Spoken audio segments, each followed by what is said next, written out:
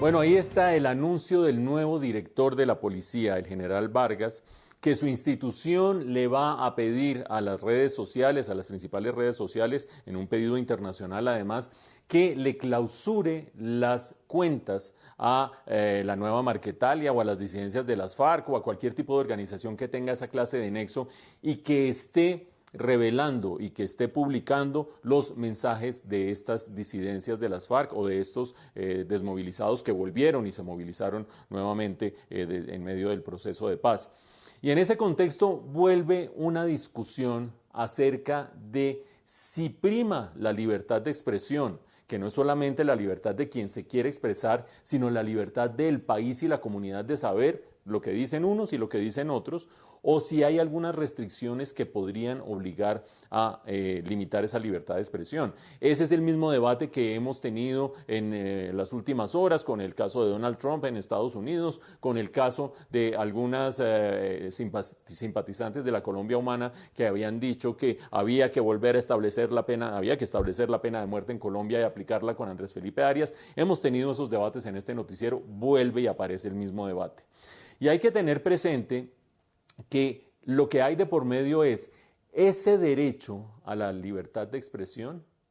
y las limitaciones a ese derecho que, como lo hemos dicho en este noticiero, tienen por lo menos dos vertientes que vale la pena destacar en estos casos. La primera de ellas, el que lo que diga una persona, que puede decir lo que quiera y lo oiga todo el mundo, siempre que no incurra en falsedades respecto a terceros, es decir, que no incurra en delitos de injuria y calumnia. El delito limita ese derecho, o la comisión del delito limita ese derecho, pero la segunda limitación, que quizás es la más importante aquí, el que ese mensaje libre no termine incitando al delito, incitando a otras personas al delito. Y entonces uno analiza este caso de Iván Márquez, en el que él dice que lo que hay que hacer es sumarse a la revocatoria del mandato del presidente Iván Duque y que hay que impedir que esta dictadura de Duque y de Uribe siga adelante, etcétera, etcétera. Si eso se configura como un acto de libre expresión o si está incurriendo en algunas de estas faltas que podrían limitar esa libertad de expresión. Y hay un par de cosas que son clarísimas. No es lo mismo el comentario de Pepito, de fulano, de Perencejo, de Mengano, de sus posiciones políticas, de si le gusta el presidente o le gusta el expresidente Uribe, o le parece que aquí hay unos actos que son inaceptables desde el punto de vista político, que la comunicación de un prófugo de la justicia. Porque hay que recordar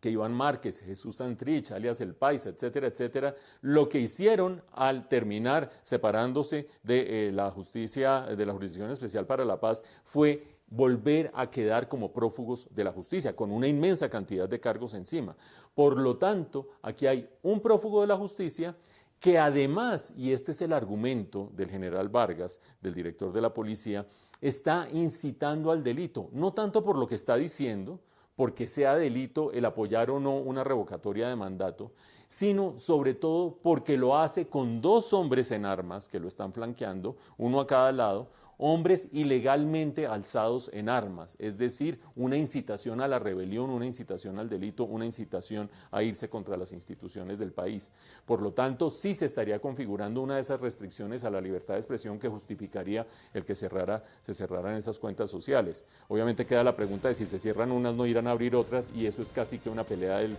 gato y el ratón sin fin. Pero un último elemento que vale la pena destacar, la famosa revocatoria del mandato, que fue iniciada